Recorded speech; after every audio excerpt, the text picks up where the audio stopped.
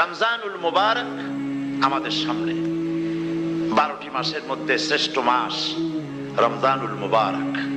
এই পবিত্র মাসকে সামনে রেখে আমরা এখানে আলোচনায় বসেছি। এই মাসটির আল্লাহ পাক এত বরকত দিয়েছেন। এই মাসটি সম্পর্কে রাসূল করিম সাল্লাল্লাহু আলাইহি ওয়াসাল্লাম আখিরি শাবানে খুতবা পেশ করেছিলেন এবং সেই খুতবায় তিনি বলেছিলেন, হে উপস্থিত জনগণ, হে মানব মণ্ডলী, আল্লাহ পাক আমাদের জন্য একটি পবিত্র মাস আমাদেরকে দিচ্ছেন, দান করেছেন, যে মাসটির নাম হচ্ছে রমাদান। রমাদান হচ্ছে রামদুন, রাম মিম দত, রাম ধাতু থেকে উৎপত্তি, এর অর্থ হচ্ছে জ্বালানো, পুড়িয়ে দেওয়া, ভস্ম করে দেওয়া। রমাদান, রমজান মুবারকে যারা নাকি সিয়াম সাধনা করে, আত্মত্যাগ করে, অর্থাৎ তিতিক্ষা, ত্যাগ এবং তিতিক্ষা করে, রমজান মুবারকে আল্লাহ পাক যেভাবে রোজা চান ওইভাবে যারা রোজা রাখে, তাদের সমস্ত গুনাহ সমূহকে আগুন যেমন আবর্জনাকে জ্বালিয়ে দেয়, রোজা যদি সঠিকভাবে কারো হয় তাহলে তার গুনাহগুলিকে এইভাবে জ্বালিয়ে ভস্ম করে দেয়। সুবহানাল্লাহ বিহামদিহি। এই রমাদান আমাদের সামনে। আমি আমার আলোচনার শুরুতে আমি আপনাদের খেদমতে আরজ করতে চাই যে মাসটির মধ্যে আমরা প্রবেশ করতে যাচ্ছি, দুটি জিনিস আমাদের সামনে এখন। একটি হচ্ছে আমরা মাহে রমজানকে ইস্তেকবাল করতে যাচ্ছি, মাহে রমজান আমাদের সামনে। দোয়া করে নেই যে আল্লাহ পাক এই পবিত্র রমজানের সম্মান করার মতো তৌফিক আমাদেরকে দান করো, আর যেভাবে রোজা রাখলে পরে তুমি খুশি হও সেইভাবে আমাদেরকে রোজা রাখার তৌফিক দান করো, বলি আমিন। এটি হচ্ছে সর্বশ্রেষ্ঠ মাস আল্লাহ পাক মুসলমানদের জন্য দান করেছেন। আবারও বলি আলহামদুলিল্লাহ। কোরআন শরীফের মধ্যে আল্লাহ সমস্ত ইবাদতের কথা বলেছেন, কিন্তু ডিটেইলস আলোচনা করেন নাই। হজ করতে হবে, কিন্তু উকুফে আরাফা করতে হবে, রমিয়ে হিজার করতে হবে, রমিয়ে জেবার করতে হবে, তারপরে 7 বার তাওয়াফ করতে হবে, সাফা মারওয়া সাই করতে হবে। এগুলি কিন্তু কোরআন শরীফে আসে নাই, ডিটেইলস আসে নাই। নামাজ পড়তে হবে, কিন্তু জোহরে কয় রাকাত, আসরে কয় রাকাত, মাগরিবে কয় রাকাত, এই রাকাতগুলি কিভাবে বিন্যস্ত করতে হবে কোরআন শরীফে তা আসে নাই, বর্ণনা করা হয়নি। যাকাত দিতে হবে, কিন্তু কত টাকা হলে কত টাকা দিতে হবে, কত মন ধান হলে কতটুকু দিতে হবে, কত ছাগল হলে, কত গরু হলে, কত পরিমাণ সোনা হলে, কত পরিমাণ দ্রব্য মজুদ থাকলে যাকাত দিতে হবে, এর বিস্তারিত বিবরণ কোরআন শরীফে আসে নাই। চিন্তা হতে পারে যে তাহলে এগুলো আমরা পাইলাম কই? আমরা পেয়েছি কোরআনের ব্যাখ্যা হচ্ছে রাসূল করিম সাল্লাল্লাহু আলাইহি ওয়াসাল্লাম। হুজুর এটাকে আমাদেরকে বলে দিয়েছেন, তিনি সারে ছিলেন, শরীয়ত প্রণেতা ছিলেন। তো সমস্ত ইবাদতকে আল্লাহ পাক সংক্ষেপে সংক্ষেপে তিনি আউটলাইন অথবা গাইডলাইন তিনি দিয়েছেন আল্লাহ পাক। রমজান মুবারক হচ্ছে একমাত্র ইবাদত যে রমজান সম্পর্কে আল্লাহ পাক ডিটেইলস পূর্ণ একটি রুকু আল্লাহ পাক আলোচনা করেছেন। সুবহানাল্লাহ। রোজা শুরু করবেন কোনখান থেকে, শেষ করবেন কোথায় গিয়ে, সফরে প্লেনে যখন চলবেন তখন আপনার রোজার অবস্থা কি হবে, যদি দেশে যান তখন কি হবে, অসুস্থ হলে কি হবে, কিভাবে রোজা রাখবেন, কিভাবে রোজা ভাঙবেন, তারপরে কখন শুরু হবে, কখন কি হবে ইত্যাদি বিস্তারিত বিবরণ। রোজার মতো করে এত অন্য কোন ইবাদতের ব্যাপারে আল্লাহ এতটা বলেন নাই যতটা বলেছেন রোজার ব্যাপারে। তাহলে নিশ্চয়ই বুঝতে পারছেন রোজাটা অত্যন্ত গুরুত্বপূর্ণ ইবাদত। সবটাই গুরুত্বপূর্ণ, কিন্তু রোজাটা আল্লাহর কাছে বেশি গুরুত্বপূর্ণ। সুবহানাল্লাহ। আচ্ছা, বেশি গুরুত্বপূর্ণ কেন সে কথা কি বলবো? অবশ্যই বলবো। বেশি গুরুত্ব এই কারণে, আল্লাহ পাক বলেছেন, এটা হচ্ছে হাদিসে কুদসি। আল্লাহ পাক বলেছেন, আস-সাওমু লি ওয়া আনা আজজি বিহি। অন্য রিওয়ায়াতে এসেছে ওয়া আনা উজজা বিহি। আস-সাওমু লি, রোজা হলো আমার জন্য। কে বলতেছেন বলুন তো? আল্লাহ পাক বলছেন রোজা হচ্ছে আমার জন্য, রোজার পুরস্কার আমি দেব। অন্য বর্ণনায় এসেছে রোজা আমার জন্য আর রোজাদারের পুরস্কার আমি আল্লাহ নিজেই পুরস্কার। সুবহানাল্লাহ, সুবহানাল্লাহ। তাহলে প্রশ্ন আসে, আল্লাহ পাক বলছেন রোজা আমার জন্য, আস-সাওমু লি। আল্লাহ তো এই কথা কোথাও বলেন না আজ-যাকাতু লি, আস-সালাতু লি, আল-হাজ্জু লি। রোজা আমার কি বলে, যাকাত আমার জন্য, হজ আমার জন্য, নামাজ আমার জন্য, এ কথা কিন্তু আল্লাহ বলেন নাই। অবশ্যই আমরা যাকাত হোক, নামাজ হোক, হজ হোক কার জন্য করি? আল্লাহর জন্য করি। রমজানের ব্যাপারে আল্লাহ খাস করেছেন যে as-sawmu লি, রোজা আমার জন্য। এই কথাটার অর্থ কি, তাৎপর্য কি, ব্যাখ্যা কি, সিগনিফিকেন্স কি? এর সিগনিফিকেন্স হচ্ছে এই যে প্রত্যেকটা ইবাদতের দুটি ধরন আছে। কয়টা ধরন বলুন তো? দুটি ধরন। একটি ধরন হচ্ছে বাহ্যিক, আর একটা হচ্ছে আভ্যন্তরীণ। প্রত্যেকটা ইবাদতের দুটি দিক আছে, একটা মানুষকে দেখানো আর একটা ভেতরের। যেমন নামাজ, একটি লোক নামাজ পড়ে না, কিন্তু এমন একটা সমাবেশের মধ্যে পড়ে গেছে, সবাই নামাজ পড়ে। এখন আমি যদি নামাজ না পড়ি তাহলে লোকে বলবে কি? তখন উযু আছে কি না আছে দাঁড়ায় গেল আল্লাহু আকবার। তাহলে দেখা গেল নামাজ আল্লাহর জন্য পড়ে, আবার মানুষের জন্য দেখাবার জন্য করে। যাকাত এটা দেয় মানুষে, তার নিয়তটাকে আল্লাহ পাক ভালো জানেন। কিন্তু কিছু লোক তেমন আছে, যাকাতের নামে লুঙ্গি, আমাদের দেশে আছে, এখানে কি করে আমি জানি না, লুঙ্গি শাড়ি কিনে তারপরে বাড়িতে সব জমা করে এরপরে গরিবদের দাওয়াত দেয় এবং সকলকে দেখায় এভাবে লুঙ্গি দিল, শাড়ি দিল, লোকেরা দেখলো যে যাকাত দিল, খুব যাকাত দিয়েছে। কোরবানির ব্যাপারে এভাবে বিরাট একটা গরু কিনলো, কিনে মানুষকে দেখাইলো। চট্টগ্রামে আছে সবচেয়ে বড় দামের গরু একটা কিনে গরুর গলায় মালা একটা পরাইয়া তারপরে শহর ঘুরায়। এখন অবশ্য এটা কমে গেছে আগের থেকে অনেক। মানুষ দেখুক যে ও মুখে এই গরুটা কোরবানি করেছে। এটা কি কোরবানির জন্য হলো না মানুষকে দেখাবার জন্য হলো? হজ, টাকা আছে, লোকেরা বলবে কি যে এত টাকার মালিক তাও হজে যায় না, সুতরাং যাই একটু হজ করে আসি। তাহলে হজ করা গেল, আবার মানুষকে দেখাবার জন্য করলো। দুটি জিনিস আছে। কিন্তু একমাত্র রোজা যদি কেউ রাখে মানুষকে দেখাবার জন্য, সকাল থেকে শুরু করে সন্ধ্যা পর্যন্ত না খাইয়া কোনো পাগলও থাকবে না। বলেন আপনারা ঠিক কিনা? সে তো মানুষকে দেখাবার জন্য দাঁত পরিষ্কার করে নিল, আর দুপুরে ভাত খাই নিল, বউতেও টের পাইল না। পারবে কিনা? পারবে। টয়লেটে গিয়ে খাই নিল ভালো করে, কোন একটা আড়াল জায়গা নিয়ে খেয়ে গেল, বাচ্চাও দেখলো না, বউতেও দেখলো না, খেয়ে নিল। তাহলে সে তো রোজা রাখলো না। আল্লাহ পাক বলছেন as-sawmu লি, রোজা হচ্ছে আমার জন্য। যে রোজা রাখে আমার জন্যই রাখে, মানুষকে দেখাবার জন্য সারাদিন না খেয়ে থাকার কোনো প্রশ্নই ওঠে না। সুবহানাল্লাহ। সুতরাং রোজা যে রাখলো সে আমার জন্যই রাখলো। ওয়া আনা আজজি বিহি, রোজার পুরস্কার আমি আমার হাত দিয়ে দেব। সুবহানাল্লাহ, আমার হাত দিয়ে দেব। ম্যানেজার যদি বলে এই কাজগুলি করলে পরে বেতন, নির্ধারিত বেতন পাবা, আর এইটা যদি করো তাহলে বেতনটা আমি দেবো আমার হাত দিয়া, তাহলে এমপ্লয় যারা তারা বুঝতেই পারবে যে মালিক যখন নিজেই দেবে তাহলে ম্যানেজারের মতো দেবে না, মালিকের মতোই বড় করে দেবে। তো আল্লাহ পাক ফেরেশতাদের কাছে এটা রাখেন নাই, সব নাকি তোমরা লেখো গিয়া, আর রোজার সওয়াব আমার হাত দিয়ে আমি দেব। সুবহানাল্লাহ। এরপরে আল্লাহ পাক বলছেন, অন্য রিওয়ায়াতে এসেছে রোজা আমার জন্য, আর রোজাদারের পুরস্কার আর কিচ্ছু না, রোজাদারের পুরস্কার আমি আল্লাহ নিজেই পুরস্কার হয়ে যাব। সুবহানাল্লাহ। হাদিস শরীফে এসেছে রোজা রাখলে পরে ক্ষুধার কারণে, খালি পেটে থাকার কারণে টক্সিন জাতীয় এক প্রকারের গ্যাস তৈরি হয় পেটের ভেতরে, স্টমাকের মধ্যে, ফলে মুখে এক রকমের দুর্গন্ধের সৃষ্টি হয়। নবীজি বলেছেন রোজাদারের মুখের থেকে যে গন্ধ বের হয় আল্লাহ পাকের কাছে রোজাদারের মুখের গন্ধ মিস্ক আম্বারের চাইতে বেশি পবিত্র। আপনার মুখের গন্ধটাও আল্লাহর কাছে পবিত্র। রোজাদারদের জন্য জান্নাতের একটি দরওয়াজা খাস করে রাখা হয়েছে, যার নাম রায়্যান। এই দরওয়াজা রোজাদারদের জন্য, কেবলমাত্র রোজাদারেরা সেখান থেকে প্রবেশ করবে, আর কেউ প্রবেশ করতে পারবে না। এই রোজাদারদের সম্পর্কে আল্লাহ পাক বলেছেন, হাদিস শরীফে এসেছে, বুখারী শরীফের হাদিস, রাসূল করিম সাল্লাল্লাহু আলাইহি ওয়াসাল্লাম বলেছেন লিসাইমে ফারহাতান, ফারহাতুন ইনদা ফিতরিহি ওয়া ফারহাতুন ইনদা লিকাই রাব্বিহি। রোজাদারের জন্য দুইটা খুশি। কয়টা খুশি বলুন তো? কে বলছেন? আল্লাহ রাসূল বলছেন রোজাদারের জন্য দুইটা খুশি। লিসাইমে ফারহাতান, দুটি খুশি। ফারহাতুন ইনদা ফিতরিহি, একটা খুশি হচ্ছে ইফতারের সময়।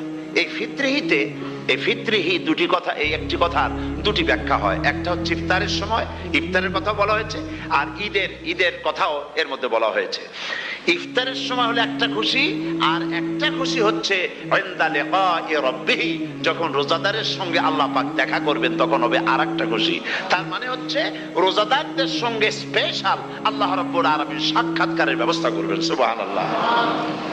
তাহলে দুটি জিনিস হলো, একটা হলো ইফতারের জন্য রোজাদারের জন্য দুটা খুশি, একটা হলো ইফতারের সময়, আর একটা হচ্ছে আল্লাহর সঙ্গে যখন দেখা করবে। তো ইফতারের যে খুশিটা, এই খুশি রোজাদার ছাড়া কেউ বুঝবে না। ইফতার সারাদিন রোজা রাখার পর সামনে পেঁয়াজি, বেগুনি, সালাদ, তরমুজ, মিষ্টি, তারপরে আম্বালা সুইট মিটের নানান রকমের মিষ্টি, এরপরে মুড়ি, কত কিছু সব সামনে নিয়ে বসে আছে। দেখছেন অবস্থা? সমস্ত কিছু সামনে বসা, ঘড়ির দিকে তাকানো। আপনি যদি 5 মিনিট আগে খান, ফেরেশতা এসে মুখের উপর থাপ্পড় মারবে, বেটা খাইলি কেন? বলবে কেউ? বলবে না। কোন ফেরেশতা লাঠি নিয়ে দাঁড়ায় আছে? দাঁড়ায় নাই। কিন্তু আপনি খাচ্ছেন না কেন? সুবহানাল্লাহ, সুবহানাল্লাহ বলবেন না? অন্তত 1500 বছর আগে আল্লাহ রাব্বুল আলামিন নির্দেশ করে রেখেছেন, সূর্য সাদা হওয়া থেকে, পূর্ব দিগন্ত সাদা হওয়া থেকে শুরু করে পশ্চিম দিগন্তে যখন কালো হয়ে কালো রেখা দেখা দেবে, যখন মাগরিব হয়ে যাবে, সূর্যাস্ত যাবে, ততক্ষণ পানাহার আর স্ত্রী সম্ভোগ থেকে বিরত থাকো। 1500 বছর আগে আল্লাহ রাব্বুল আলামিনের এই নোটিশ কিভাবে কার্যকরী হচ্ছে উম্মতের মধ্যে, মুসলমানদের ভেতরে। খাবার সামনে আছে, পিপাসা লেগেছে। এখন তো পিপাসা লাগে না, খুব ঠান্ডার সময়, এখন রোজা রাখতে খুব মজা হবে, তাই না? খুব মজার রোজা। কিন্তু এই রোজা যখন জুন মাস আর জুলাই মাসে আসবে, তখন টের পায় মানুষ রোজা কাকে বলে। প্রচন্ড পিপাসা, সামনে সব খাবার পড়ে আছে, একটা খাবারের দিকে রোজাদারের হাত যায় না, ঘড়ির দিকে তাকায় আর চুপ করে বসে বসে আল্লাহর জিকির করতে থাকে। আল্লাহ কয়, ফেরেশতারা দেখ, এই বান্দা বানাইতে নিষেধ করছিলি, সুবহানাল্লাহ। আল্লাহ খুশি হয়ে যান। রোজাদার অপেক্ষা করতে থাকে। ঠিক যখন কাটায় কাটায় সময়টা এসে গেছে, তখন আল্লাহর নাম করে খুরমা দিয়ে, পানি দিয়ে ইফতার শুরু করে দিল। আল্লাহ পাক খুশি হয়ে গেলেন। এই যে ইফতার, সারাদিন রোজা রেখে ইফতার করায় যে মজা, রোজা রাখলো না এরকম লোকেরাও কিন্তু ইফতার করে, করে না? পুরান ঢাকায় আছে, ঢাকার তো কয়েকটা এলাকা আছে, পুরান ঢাকার লোকেরা নাকি বলে যে, যারা রোজা রাখে না তারা বলে যে, রোজা না রাখে একরকম পাপ করছি, আর ইফতার না করে কবিরা গুনাহ করবো নাকি? ইফতার তো করাই লাগবে। তো খুব মজা করে ইফতার করে তারা। তো সারাদিন রোজা রেখে পেঁয়াজি, ছোলা, বুট, মুড়ি খাওয়াই যে মজা, সারাদিন ভাত খাইয়া তারপরে ইফতারের শরীক হওয়া, ছাগলে ঘাস খাইলে যেমন লাগে ওইরকম তার মুখে লাগে, এই মজা পাবে না। রোজাদারের যে মজা লাগে সেই মজা সে পাবে না। সারা মাস রোজা থাকার পর, আল্লাহর হুকুম মেনে সারা রাত রোজা রাখার পর, তারপরে ঈদের দিনে জামা কাপড় পরিষ্কার করে, শেরওয়ানি গায়ে লাগাইয়া, পাঞ্জাবি পরে, আতর মেখে, এরপরে ঈদের জামাতে যখন দাঁড়ায় যায়, সে যে মজা পায়, সারা মাস রোজা রেখে ঈদের জামাতে গিয়ে সে যে মজা পায়, যে রোজা রাখলো না, ঈদের দিনে খুব জামা, পাজামা, সেন্ট এগুলো মেখে টেকে প্রথম কাতারে গিয়ে দাঁড়ায় গেছে, ও সেই মজা পাবে না। ওর মনের মধ্যে একটা চোর চোর ভাব থেকেই যায়। সে মনে মনে ভাবে, এই জামাত আমার না, জোর করে আসছি, এইখানে দাঁড়াবার যোগ্যতা আমার নাই। মনের মধ্যে সে একটা অপরাধী ফিল করে, সে ফিল করতে থাকে। সুতরাং রোজাদারের জন্য দুইটা খুশি, একটা হচ্ছে ইফতারের সময়, আর একটা খুশি হবে যখন আল্লাহ তাদেরকে দেখা দেবেন। সুবহানাল্লাহ। এই রোজা আল্লাহ পাক দান করেছেন। আচ্ছা, কি জন্য রোজা আমাদের দিলেন? এই জন্য দিয়েছেন যে একটা মাস পৃথিবীর মুসলমানরা না খেয়ে থাকুক দিনের বেলায়, ওই না খেয়ে থাকার যে খাবারগুলি বাঁচবে, এগুলি আল্লাহ অন্য কোন এলাকার মানুষদের খাওয়াবেন নাকি? এই জন্য করেছেন রোজা, এই জন্য করেন নাই। রোজার ফজিলত আল্লাহর নবী বলেছেন, রমজান মুবারকের এত ফজিলত, মানুষ যখন কোন ইবাদত করে, আল্লাহ পাক সেই ইবাদতের নেক আমলের সওয়াব 10 থেকে শুরু করে 700 পর্যন্ত বাড়ায় দেন। 10 থেকে শুরু করে 700 করে 700 বাড়ায় দেন, ইল্লা সাওম, রোজা ছাড়া। নবীজি বলেছেন, রমজান মুবারকে কেউ যদি একটি নফল কাজ আদায় করে, একটি নফল ইবাদত করে, অন্য মাসের একটি ফরজ আদায় করার সওয়াব আল্লাহ পাক নামায় আমলে দিয়ে দিবেন। রমজান মুবারকে কেউ যদি একটি ফরজ আদায় করে, অন্য মাসের 70টি ফরজ আদায় করার মতো সওয়াব আমল নামায় আল্লাহ দিয়ে দিবেন। সুবহানাল্লাহ। এই মাস আমাদের সামনে, আল্লাহু আকবার বলি, আল্লাহু আকবার বলি, আলহামদুলিল্লাহ। এই পবিত্র মাস আমাদের সামনে। এই মাসে এত সওয়াব, নফল হয় ফরজের মতো, আর ফরজ হয় 70টা ফরজের মতো। এত সওয়াব কেন হইল? আমরা না খেয়ে থাকি সেই জন্য নাকি? বলতে পারেন কেন হলো? একটি কারণ, শাহরু রমাদান আল্লাযী উনজিলা ফীহিল কুরআন। সুবহানাল্লাহ বলবেন না? এই রমজান মাস হচ্ছে সেই মাস যে মাসে আল্লাহ রাব্বুল আলামিন কোরআনে কারীমকে নাজিল করেছেন। এই মাসের মধ্যে একটি রাত আছে, খায়রুম মিন আলফি শাহর, যে রাতটি 1000 মাসের চাইতে বেশি গুরুত্বপূর্ণ আল্লাহর কাছে। সুবহানাল্লাহ। একটি রাত 1000 মাসের চাইতে গুরুত্বপূর্ণ। 1000 মাস ক্যালকুলেটর দিয়ে হিসাব করলে দেখা যায় যে 1000 মাসে 83 বছর 4 মাস হয়। তাহলে তার অর্থ কি এই যে একটানা 83 বছর 4 মাস ইবাদত করলে যে সওয়াব হবে, এই রাত্রে ইবাদত করলে সেই সওয়াব হবে? হতে পারে, এরকম হতে পারে, কিন্তু ব্যাখ্যাটা কি?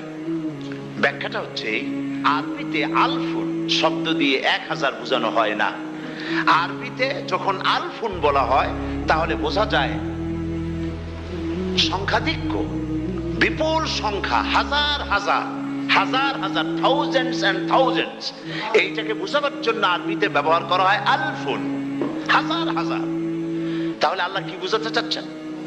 আল্লাহ রাব্বুল আলামিন তিনি আয়াত দ্বারা বোঝাতে চান, এর ব্যাখ্যা হচ্ছে এই পৃথিবীর মানবতার কল্যাণের জন্য, এই পৃথিবীর মানুষের ভালাইয়ের জন্য, মঙ্গলের জন্য হাজার হাজার মাস ধরে এই পৃথিবীর মানুষের যে কল্যাণ হয় নাই, এই রমজান মোবারকে একটা রাত আছে যেই রাতে আল্লাহ রাব্বুল আলামিন মানবতার সেই কল্যাণ করেছেন।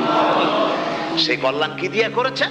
শাহরু রমাদান আল্লাযী উনজিলা ফীহিল কুরআন, কোরআন নাযিল করে পৃথিবীর মানুষকে সেই কল্যাণ আল্লাহ দিয়েছেন। সুবহানাল্লাহ।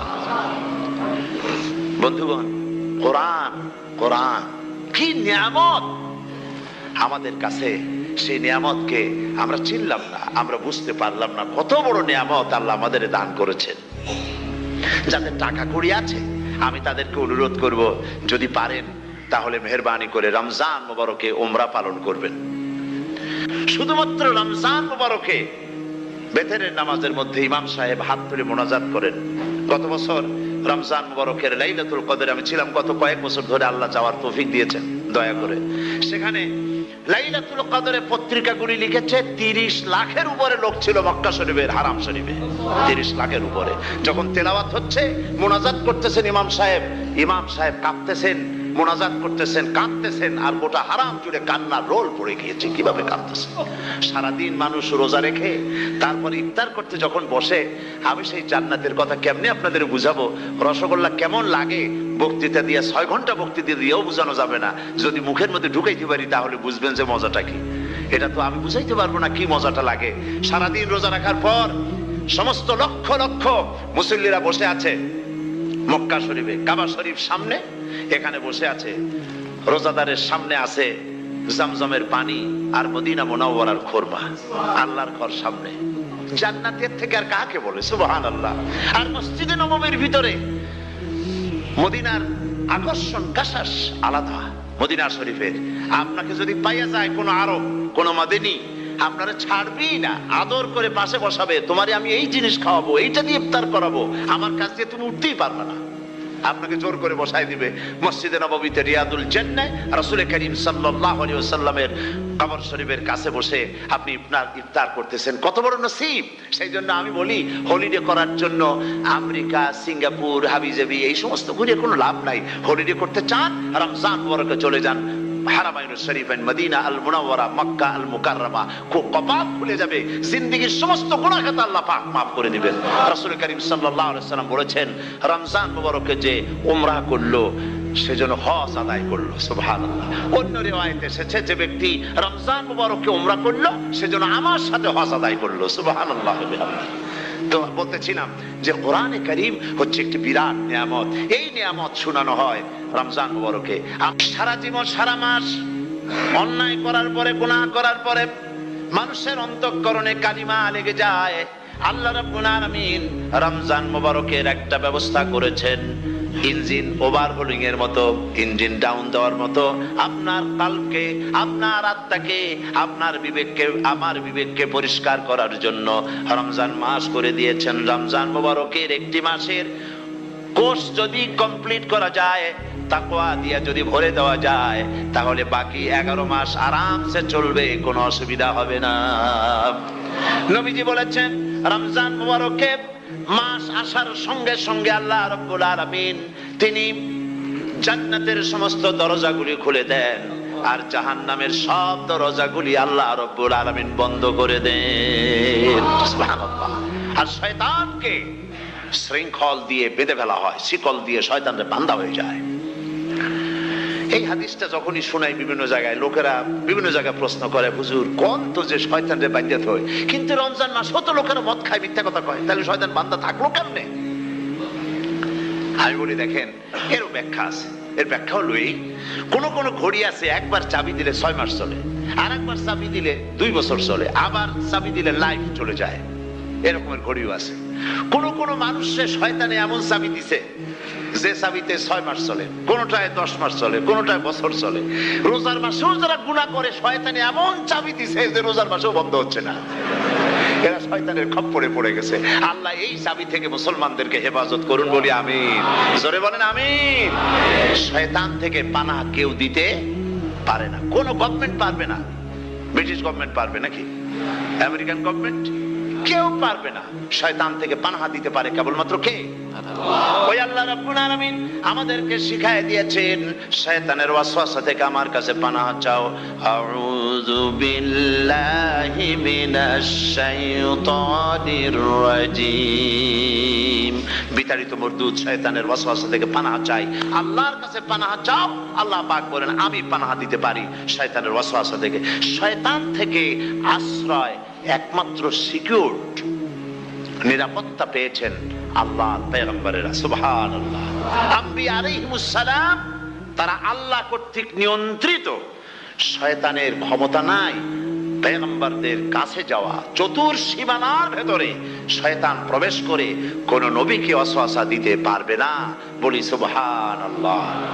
এই জন্য শয়তান থেকে বেঁচে যাওয়া, শয়তানের ওয়াসওয়াসা থেকে বাঁচা খুবই কঠিন। সেই জন্য আল্লাহ পাক বলছেন শয়তানকে বেঁধে রাখা হয়, জান্নাতের সমস্ত দরজা খোলা, জাহান্নামের সমস্ত দরজা বন্ধ হয়ে যায়। এই নিয়ামতের মাস আমাদের সামনে। প্রত্যেকটি যখন কোন ওয়ার্কশপ হয়, তো ওয়ার্কশপের জন্য এক একটা কি বলে সিলেবাস থাকে। রমজান মুবারক একটা ওয়ার্কশপ। এই ওয়ার্কশপের মধ্যে একটা সিলেবাস আছে, সেই সিলেবাসের নাম হচ্ছে কোরআন। কোরআন কোরআন কোরআন নাযিলের মাসে আমরা কি কোরআন তেলাওয়াত করি? বলেন। রোজা হচ্ছে, হাদিস শরীফের মধ্যে বলা হয়েছে আস-সাওমু জুন্নাহ, রোজা হচ্ছে ঢাল। রোজা কি কন্ত? ঢাল বোঝেন তো? ঢাল কি? প্রোটেক্টর। আপনি জিহাদের ময়দানে, যুদ্ধের ময়দানে নিরাপত্তার জন্য, বাইরের থেকে আক্রমণকে ফিরাবার জন্য কি ব্যবহার করেন? ঢাল ব্যবহার করেন। রোজা হচ্ছে ঢাল, শয়তানের সমস্ত আক্রমণ থেকে বাঁচার জন্য রোজা হচ্ছে ঢাল। রোজার দিনে কেউ যদি আপনার সাথে ঝগড়া করে, তাহলে রাসূল বলেছেন তুমি বলো, তুমি ঝগড়ায় প্রবৃত্ত হবে না।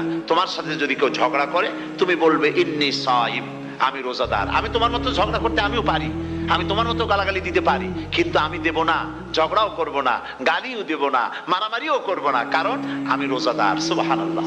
রোজা আপনাকে গুনাহ থেকে বাঁচায় দেবে। দেখেন রোজা কিভাবে গুনাহ থেকে বাঁচায়।